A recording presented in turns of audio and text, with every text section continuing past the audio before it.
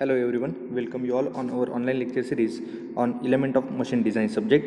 In this lecture, we will see the design procedure of C-clamp, that is offset link. These are the diagrams of C-clamps. This is the actual diagram of C-clamp and this is line diagram of C-clamp which you have to draw in examination. Now, we will see its working and how it is used to hold the object. We know that the C clamp is used to hold object, and when it is hold the object, the force exerted, it is in tensile direction. You can see here one force is exerted in this direction and another one is exerted in this direction, and this force is called as eccentric force when we compare or when we consider the cross-sectional member as shown in circle. Now the point here is what is meant by eccentric load and eccentricity. When the line of action of an external axis of load which is parallel but non-coaxial with the centroidal axis of component, this type of loads are called as eccentric load. This one is called as eccentric load, and the distance between two axes, that is the member axis and load axis, is called as eccentricity. The distance between both the axes is called as eccentricity, which is represented by letter small e. Here what the definition tells us, when the load axes are parallel but that axis is somewhere away from the centroidal axis of component. Here this component is a rectangular one which is represented by hatching line, and its axis is vertical, that is y axis, and both the axes are parallel but not coaxial, so we call this force or load P as eccentric load, and the distance between both the axes, that is the centroidal axis of member and the axis of load, is represented by letter E, which is called as eccentricity. Now we know that the C clamp is used to hold object in between its two faces. Also, the C clamp is used as a frame for hacksaw, where the offset link crank are subjected to combined stresses due to the eccentric loading. When the object are subjected to different loading action, at that time we called such stresses as a combined stresses. अब आपको यहाँ पे एक point समझना है कि ये जो P फोर्स है उसकी लाइन ऑफ एक्शन हमने upward and downward direction represent किए हैं, तो ये जो फोर्स है वो होगा tensile force and which creates tensile stresses. But यहाँ पे इसकी जो डायरेक्शन है अपवर्ड और डाउनवर्ड डायरेक्शन में वो क्यों है, वो कॉम्प्रेसिव क्यों नहीं है, ये पॉइंट अब हमें समझना है. ओके, यहाँ पे कंसिडर करो कि ये जो रेक्टेंगुलर ब्लॉक है ये मेटल ब्लॉक है और इसको हमें अब यहाँ पे C क्लैम्प में होल्ड करना है. जब हम यहाँ पे उसको रेस्ट करेंगे तो होल्ड करने के लिए क्या करेंगे, हम इस स्क्रू को लीवर की हेल्प से रोटेट करेंगे और रोटेट करने के बाद ये स्क्रू की जो डायरेक्शन है वो डाउनवर्ड डायरेक्शन में ट्रैवल होगा. जब ये डाउनवर्ड डायरेक्शन में ट्रैवल होगा तो फोर्स एक्सर्ट करेगा डाउनवर्ड डायरेक्शन में, कहाँ पे, ऑन द इलेमेंट. और जब ये इलेमेंट में स्ट्रेस फोर्स डेवलप करेगा डाउनवर्ड डायरेक्शन में, तो वो फोर्स कहाँ पे आएगा, इस फ्रेम पे आएगा, the bottom frame, and which is also in downward direction. तो यहाँ पे एक फोर्स कंप्लीट हो गया, that is in downward direction, represent here by letter P. अब देखो ये जो पोर्शन है रेड लाइन से इंडिकेट किया हुआ, ये अभी यहाँ पे टच हो गया है, इसीलिए इस ऑब्जेक्ट पे जितना P फोर्स एक्सर्ट हुआ था वो P फोर्स इस फ्रेम पे एक्सर्ट हुआ है, वो हमने P लेटर से डिनोट किया है. इसके बाद क्या होगा, ये ऑब्जेक्ट अभी यहाँ पे होल्ड हो गया है या क्लैम्प हो गया है। तो क्लैम्प होने के बाद जब हम इसको और रोटेट करेंगे तो और वो टाइट नहीं होगा, तो ये ऑब्जेक्ट अपोजिट डायरेक्शन में फोर्स एक्सर्ट करेगा।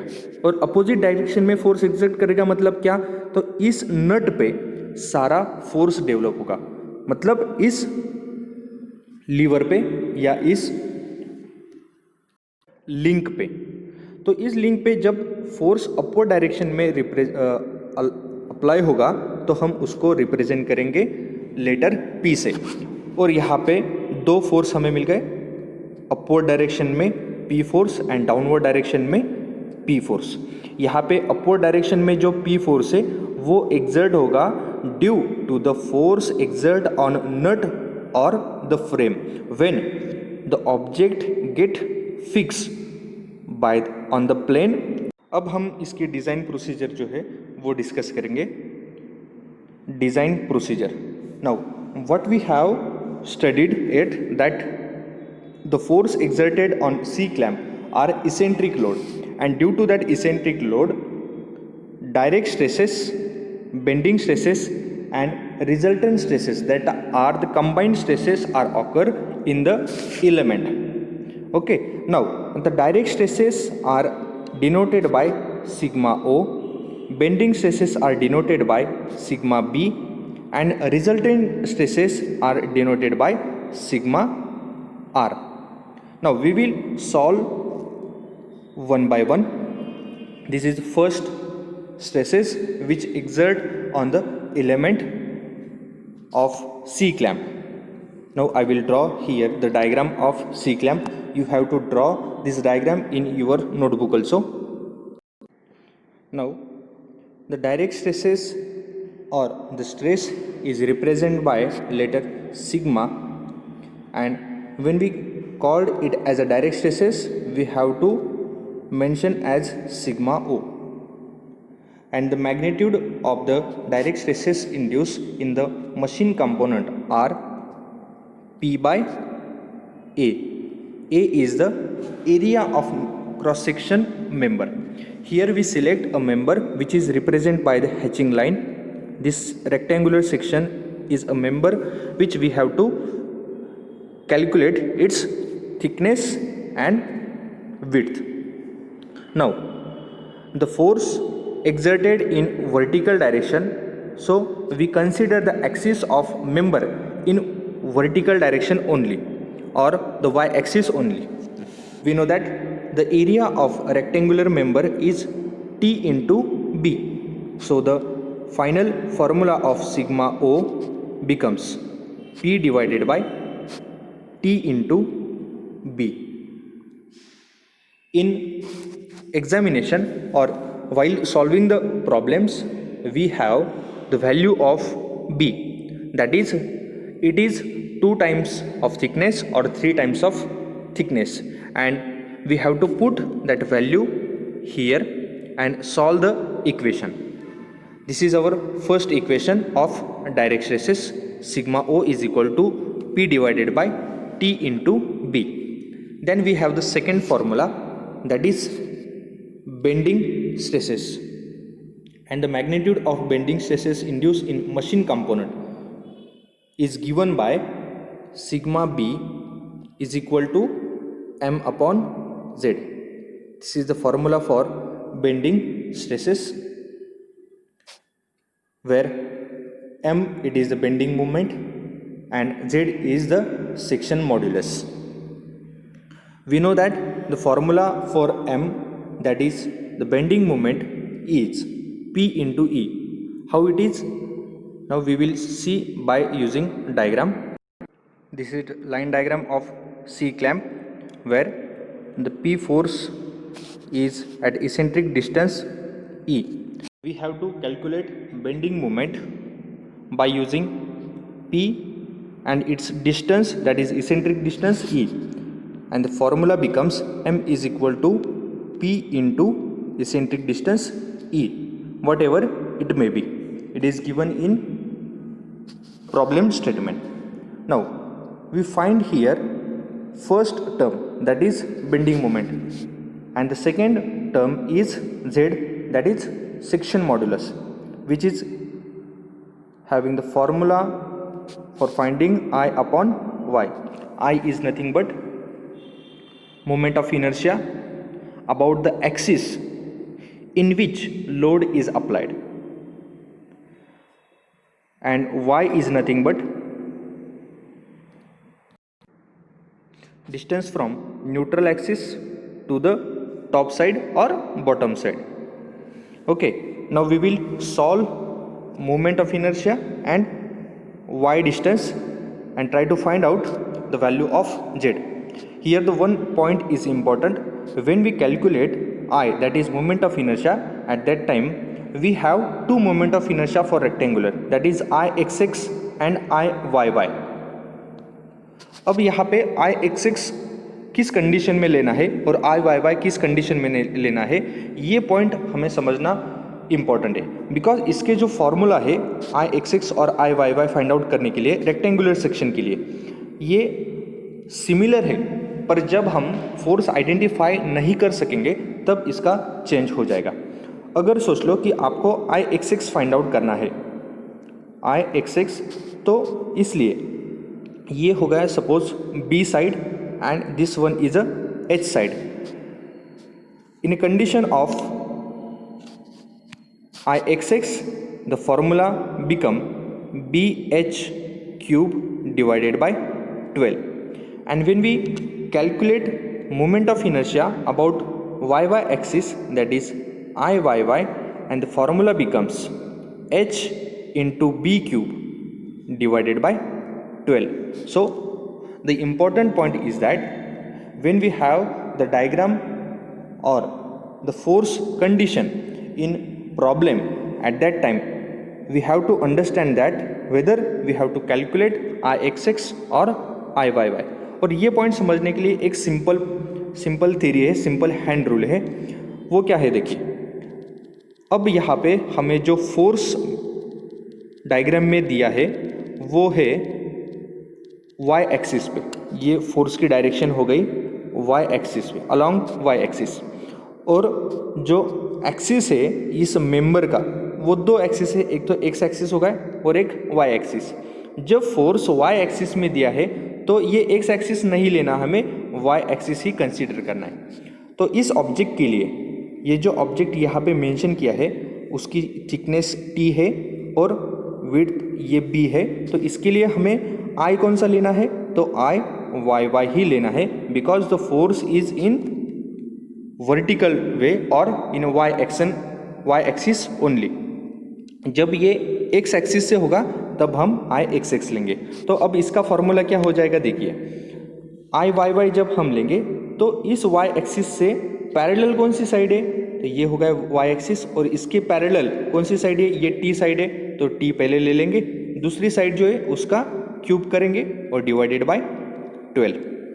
आपको ये पॉइंट समझना है कि जब हम मोमेंट ऑफ इनर्शिया लेंगे किसी भी एक्सिस का, उस एक्सिस की सामने वाली साइड और द पैरेलल साइड वो फर्स्ट लेने हैं हमें, और अपोजिट साइड का cube, that is b h cube divided by 12.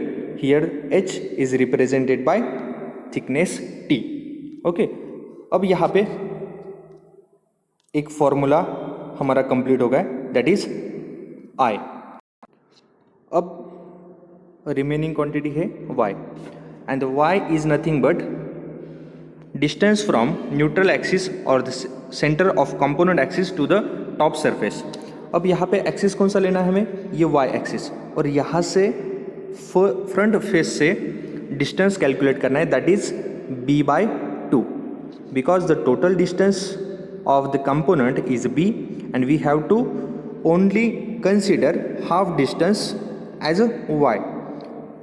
We get distance b/2, and by dividing both the quantity we will get value of z. Here I will write both the value,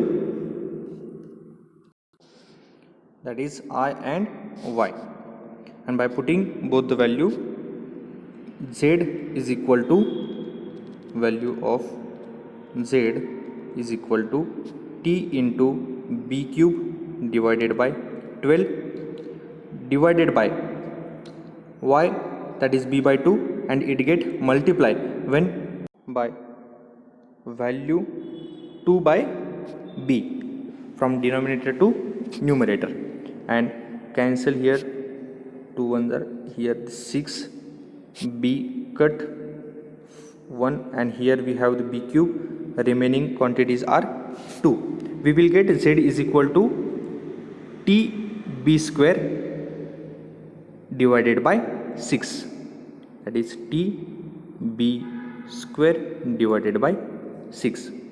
This is the value of Z. Now you can solve individually, or you can have the formula for